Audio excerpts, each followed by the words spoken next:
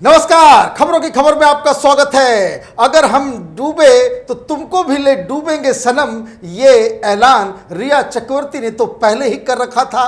अपने दोस्तों को उसने बता रखा था कि अगर ड्रग के इल्जाम में, ड्रग ट्रैफिकिंग के इल्जाम में, ड्रग्स लेने के इल्जाम में अगर उसे जेल जाना पड़ा तो वो किसी को नहीं छोड़ेगी।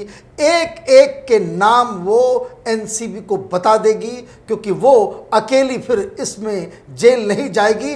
कई सारे लोगों को वो अपने साथ तबाह और बर्बाद कर देगी।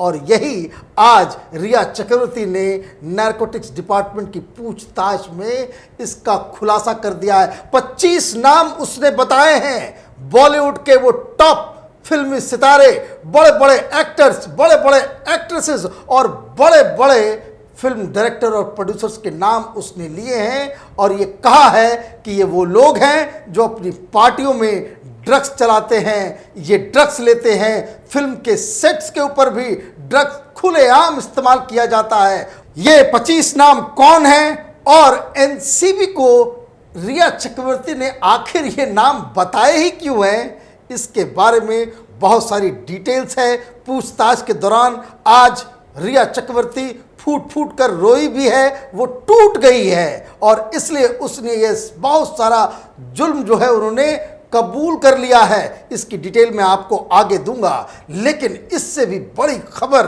महाराष्ट्र की राजनीति में कोलाहल मचा रही है। ये कंगना रनावत से डर के ये अघाड़ी सरकार, उद्धव ठाकरे का ये जो पूरा तंत्र है वो एक कायर की तरह बिहेव करने लगा है। धमकियां दी जा रही है कंगना रनावत को। जब से उसे सिक्योरिटी दी गई है तब से उद्धव सरकार के होश उड़े हुए हैं। ऐसा लग रहा है कि वो एक वेंडाटा के तहत कंगना रनावत के पीछे ही पड़ गई है। एक तो पहले धमकी दी कि आओगी तो तुम्हें छोड़ा नहीं जाएगा, तुम्हारी पिटाई की जाएगी।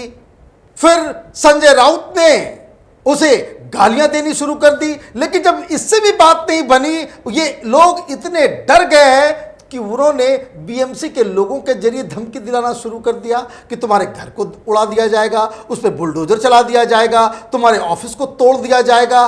और आज एक अजीबोगरीब घटना हुई है जिसमें महाराष्ट्र की सरकार ये कह रही है कि कंगना भी ड्रग्स लिया करती थी। 2008 की कोई एक घटना है जिसे अब महाराष्ट्र की सरकार को याद आया है और ये कह रही है कि इस केस में भी, ड्रग्स के केस में भी कंगना को फंसाया जाएगा। ये लोग इतने डरे हुए हैं। महाराष्ट्र की पूरी सरकार इस तरीके से हिल गई है कि वो नहीं चाहते कि कंगना रनावत किसी तरीके से मुंबई आए। इस वक्त किसी तरीके से डरा के धमका के उसे मनाली या चंडीगढ़ या दिल्ली में ही रोक दिया जाए। अगर क्योंकि वो आएगी तो महाराष्ट्र की सरकार, उद्धव ठाकरे, ये एनसीपी के जो बड़बोले नेता हैं, कांग्रेस पार्टी, इनकी किरकिरी हो जाएगी। और खबर ये आ रही है कि कंगना रनावत अपने घर से मुंबई के लिए निकल पड़ी है। मनाली से वो अभी चंडीगढ़ पहुंचने वाली है और चंडीगढ़ से फिर वो मुंबई जाएगी। इसमें भी कई सारे इफ्स एंड बट्स आ रहे हैं। और इस बीच कुछ और भी सनसनीखेज खबर सीबीआई की तहकीकात से आई है कि किस तरीके से सीबीआई अब उस मुकाम पे पहुंच गई है, उस थर्ड फेज के इन्वेस्टिगेशन में पहुंच गई है जहां उनके पास वो पुख्ते सबूत आ चुके हैं जिससे ये तय हो रहा है कि सुशांत सिंह राजपूत की मौत कोई आत्महत्या नहीं बल्कि हत्या है। लेकिन सबसे पहले रिया चक्रवर्ती ने जो आज एनसीबी के सामने खुलासा किया है उसको समझते हैं कि किन परिस्थितियों में ये सारी चीजें हो रही है। ये बात उसने पहले ही कह रखा है कि अगर उसे जेल होता है तो किसी को नहीं छोड़ने वाली है। तो आखिर उसने जो नाम लिए हैं इसका मतलब ये साफ है कि रिया चक्रवर्ती को अब पता चल गया है कि अब उसे जेल जाने से कोई बचा नहीं सकता। और उसने कहा कि वो किसी को नहीं छोड़ेगी। और इसका एक जो एग्जाम्पल उसने कल पेश किया जब उसने एक illegal FIR Bandra police station में जाकर सुशांत सिंह राजपूत के 2 बहनों और एक डॉक्टर जो दिल्ली का डॉक्टर है उसके खिलाफ एफआईआर दर्ज करा करके की, क्योंकि वो सबसे ज्यादा उसे प्रॉब्लम थी जब वो सुशांत सिंह राजपूत की के जीवन में थी, तो सबसे ज्यादा प्रॉब्लम उसे सुशांत के परिवार से ही थी, और ये दुश्मनी की वजह से ही इतना बवाल मचा है, ऐसा रिया चक्रवर्ती को लगता है। लेकिन जब उसने वो एफआईआर किया, एफआईआर में भी वो बहुत ऐसी बचकानी बातें हैं और ऐसे ऐसे चार्जेस उसने लगाए हैं जो सुप्रीम कोर्ट या किसी कोर्ट में जब उसे रखा जाएगा तो 5 मिनट के अंदर ही उस एफआईआर को डस्टबिन में फेंक दिया जाएगा, क्योंकि उसका कोई लोकस स्टैंडाई ही नहीं है। क्योंकि एक बात जो उसमें जो डॉक्टर के खिलाफ जो उसने जो आरोप लगाए हैं, तो उस डॉक्टर के खिलाफ जो आरोप लगाने का जो तरीका है, जो नियम है, हिंदुस्तान का जो कानून है, वो पुलिस स्टेशन में उसके खिलाफ कंप्लेन नहीं किया जा सकता। किसी डॉक्टर ने गलत प्रिस्क्रिप्शन दिया है, गलत दवाई दी है या उससे कोई चूक हुई है, इसकी शिकायत सिर्फ और सिर्फ मेडिकल काउंसिल ऑफ इंडिया में की जा सकती है। मुंबई पुलिस का कोई इस पर अख्तियार नहीं है। ये लोग तो शुरू से ही अख्तियार, किसका अधिकार क्षेत्र क्या है, उस पर बहुत सारी बातें कर रहे थे। तो अब मुंबई पुलिस का जो रुख है वो ऐसा लग रहा है कि वो रिया चक्रवर्ती को ढाढ़स बंधाने के लिए, झूठी तसल्ली देने के लिए उन लोगों ने एफआईआर को रजिस्टर तो कर लिया, लेकिन 5 मिनट बाद ही उस एफआईआर को सीबीआई को सुपुर्द कर दिया, क्योंकि सुशांत सिंह राजपूत की मौत के मामले से जुड़े किसी भी केस की तहकीकात वो सिर्फ और सिर्फ सीबीआई कर सकती है। लेकिन चूंकि ये तो जिद में है कि वो किसी को नहीं छोड़ेगी, इसलिए पहला हमला उसने सुशांत के परिवार पे किया। लेकिन आज जब रिया चक्रवर्ती का आमना सामना उसके भाई सौविक से किया गया, तो दोनों फूट फूट के रोने लग गए और उन्हें लग गया है, आज तो सामान भी लेकर के वो गई है, साथ में एक बैग भी था, कुछ कपड़े भी थे, ऐसा लग रहा है कि आज उसकी गिरफ्तारी हो जाएगी। इसलिए उसने अपनी जुबान खोलना शुरू कर दिया। मैं आपको बता दूं, अभी जो पूछताछ हो रही है ये वॉलंटरी एडमिशंस हैं, ये 164 के तहत नहीं है। ये पूछताछ एनसीबी के सामने जो हो रही है वो किसी आरोपी को अपने मन से जो जो चीज़ उसे कबूल करना है या बताना है उसके तहत की जा रही है। और इसलिए ये ऐसा नहीं कि उससे कोई सवाल पूछा गया, लेकिन ये अपने मन से, चुके उसे तो अब लग रहा है कि वो जेल जाएगी, इस केस में फंस चुकी है, क्योंकि बहुत सारे सबूत एनसीबी ने उसके सामने जब रखे तो उसके पास किसी चीज़ का कोई जवाब नहीं था, और जवाब ना मिलने के कारण उसे समझ में आ गया है कि इतने सारे सबूतों का पहाड़ उसके खिलाफ एनसीबी ने इकट्ठा कर लिए हैं, अब बचने की कोई जगह नहीं बची है। इसलिए उसने एक एक करके नाम बताने शुरू कर दिए हैं। 25 लोगों के नाम उसने बताए हैं, और ये जो 25 लोगों के जो नाम बताए गए हैं उसमें टॉप एक्टर्स हैं, टॉप डायरेक्टर्स हैं, कुछ एक्ट्रेसेस हैं और बहुत सारे प्रोड्यूसर्स भी हैं। और इस नाम का जो कन्फर्मेशन जो मिल रहा है वो कन्फर्मेशन इस तरीके से मिल रहा है कि आपको याद होगा कि कई सारे जो ड्रग पेडलर्स हैं, जो बांद्रा, जुहू और सेंट्रा क्रूज में एक्टिव हैं, उन लोगों से बाकायदा ली गई है और उन लोगों ने भी अपनी तहकीकात के दौरान इन सारी चीज़ों को कबूल किया है। लेकिन क्लिंचर, जिसे कह सकते हैं कि जो सबसे पुख्ता सबूत इस केस में जो मिला है, वो रिया चक्रवर्ती के घर से जो जब्त की हुई जो लैपटॉप है, वो जो कंप्यूटर्स हैं, जो कुछ फ़ोन थे जिसका ईडी को भी पता नहीं था और सीबीआई को भी पता नहीं था, तो उसमें और उसके लोकेशन से ये सारी बातें अब खुल के सामने आ गई हैं। पहले तो रिया चक्रवर्ती ये कह रही थी कि मुझे मालूम नहीं है, मैं तो जानती तक नहीं, मैं ड्रग्स लेती नहीं, सिर्फ सुशांत के लिए मंगाती थी। लेकिन जिस क्वांटिटी में ड्रग्स को ये मंगाया करती थी और उसका डिस्ट्रीब्यूशन किया करती थी, उसका जो डिजिटल फुटप्रिंट्स है, कि जैसे फ़ोन के लोकेशंस मालूम चलता है कि ये 4-5 जो ड्रग पेडलर्स हैं और रिया चक्रवर्ती और सौविक सब कहीं न कहीं एक जगह पे मौजूद हैं किसी एक वक्त पे। तो इस तरीके से जो पूरा का पूरा जो एविडेंस मिला है उसके सामने रिया चक्रवर्ती ने अब हाथ खड़े कर दिए हैं, और इसलिए वो अब नाम बताना उसने शुरू कर दिया है, एक एक को फंसाना शुरू कर दिया है। खबर ये आ रही है कि ये जो 25 नाम एनसीबी के सामने आए हैं उनको समन अब भेजा जाएगा। अगले 10 दिनों के अंदर इन 25 बड़े बड़े नामों से पूछताछ की जाएगी।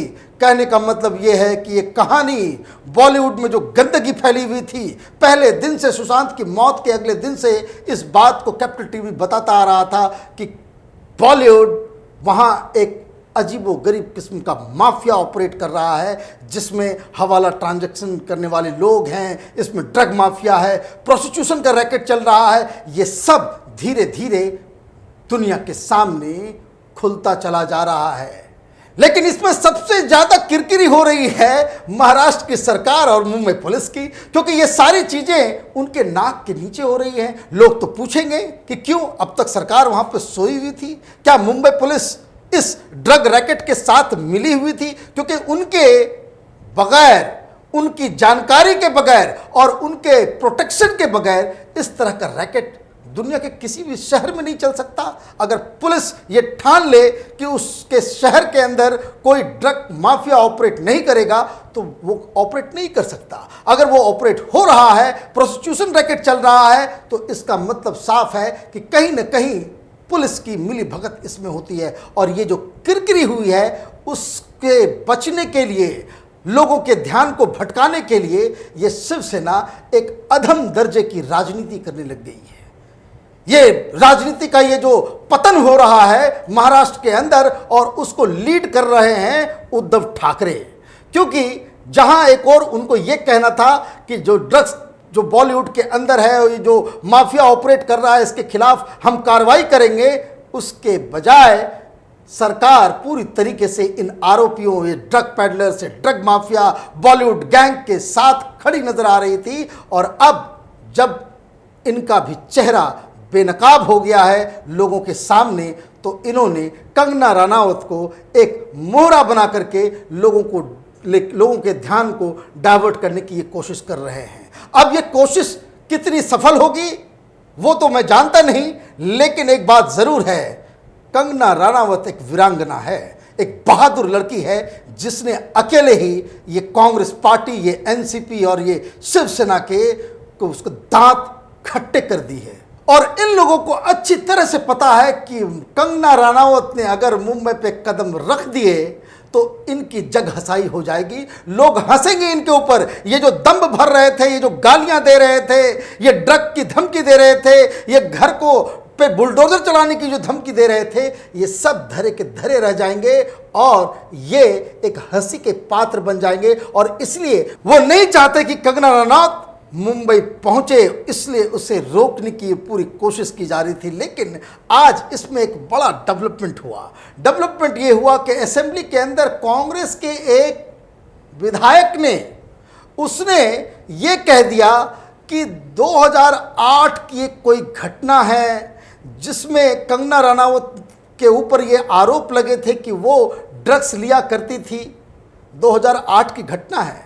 कौन सवाल उठा रहा है? तो कांग्रेस पार्टी का एक विधायक। अब ये कांग्रेस पार्टी ड्रग्स के बारे में बात करने लग जाए, ये सोनिया गांधी की पार्टी, राहुल गांधी की पार्टी, प्रियंका गांधी की पार्टी, ये अगर ड्रग्स के बारे में बात करने लग जाए तो कहानी तो बड़ी लंबी चली जाएगी। कौन कौन लोग पकड़े जाएंगे, कांग्रेस पार्टी अपना मुंह नहीं दिखा पाएगी। लेकिन इन लोगों ने ड्रग्स का ये जो मसला उठाया है, ये अपने आप में एक सुनियोजित साजिश है कंगना रनावत के खिलाफ। क्योंकि एक दिन पहले ये तथाकथित ये जो मीडिया है मुंबई में, जो आप देखेंगे किस तरह की खबरें आएंगी, इंटरटेनमेंट डेस्क, ये जो मुंबई में बैठे हुए जो दलाल किस्म के पत्रकार हैं, इन लोगों ने कंगना को चुप कराने के लिए ये खबरें छाप दी। बहुत सारे अखबारों में छप गया कि कल की घटना है। इन लोगों ने छाप दिया कि शेखर सुमन के बेटे के साथ जब उसका अफेयर था, तो जब अफेयर टूटा तो उसने ये आरोप लगाए थे, अरे भाई किसी का अफेयर किसी के साथ टूटा, वो किसी के बारे में कोई आरोप लगा रहा है, उस समय आपने क्यों नहीं, मुंबई पुलिस एक्टिव हुई, मुंबई पुलिस उस समय क्यों नहीं एक्शन लिया? और गर्लफ्रेंड बॉयफ्रेंड आपस में एक दूसरे के ऊपर आरोप लगा रहे हो, उसको लेकर के आप उस पर राजनीति करोगे? लेकिन कांग्रेस पार्टी की मजबूरी है कि उन्हें महाराष्ट्र में सरकार चलाना ज़रूरी है, अदरवाइज़ ये जो पार्टी चलाने के लिए जो खर्चे जो आते हैं वो खर्चे ही बंद हो जाएंगे, बहुत बड़ा नुकसान हो जाएगा। और ये इतना बड़ा नुकसान हो जाएगा, इसके लिए कांग्रेस पार्टी ने बिहार के चुनाव को भी ताक पे रख दिया है। पता नहीं बिहार में जो लोग कांग्रेस पार्टी के लिए टिकट के लिए लड़ रहे हैं या फिर इस चुनाव में पार्टिसिपेट करने के बारे में सोच रहे हैं, तो अब तो उनके लिए जमानत अपनी बचाने में भी उनको दिक्कत होगी। लेकिन ये तो अलग राजनीतिक बातें हैं। हकीकत क्या है? हकीकत यही है कि जो अघाड़ी सरकार है वहाँ पे एनसीपी, शिवसेना और कांग्रेस पार्टी, इन लोगों को ये लग रहा है कि जो ड्रग का जो खुलासा हुआ है, ये सुशांत के केस में जिस तरीके से ये लोग बेनकाब हुए हैं, जिन चेहरे को ये लोग बचाने में जुटे हुए हैं, वो चेहरे अब बचने वाले नहीं हैं। उन लोगों का नाम अब सामने आएगा, क्योंकि दिशा सालियान के केस में भी सीबीआई को बहुत सारे सबूत मिल गए हैं। जो पार्टी, जिस पार्टी के बारे में कहा जा रहा है कि बहुत बड़े बड़े नाम दिशा सालियान की उस पार्टी में मौजूद थे, उस पार्टी में जितने सारे लोग मौजूद थे उनके नाम सीबीआई के पास आ गए हैं और 2 दिन के अंदर इन सभी लोगों को सीबीआई पूछताछ के लिए बुलाने वाली है। मतलब एक तरफ एनसीबी, ईडी और सीबीआई सुशांत की मौत की जो मिस्ट्री है उसको सॉल्व करने में जुटी हुई है, और दूसरी तरफ ये कांग्रेस पार्टी, ये अघाड़ी सरकार, ये शिवसेना, ये एनसीपी, इसके लोग सच को दबाने में, धमकी और एक घृणित किस्म की राजनीति करने पे तुले हुए हैं। हमारी नज़र इस सारे डेवलपमेंट्स पे बनी हुई है। आप देखते रहिए कैपिटल टीवी। हमारे वीडियोस को लाइक कीजिए, शेयर कीजिए और हमारे चैनल को सब्सक्राइब कीजिए। धन्यवाद।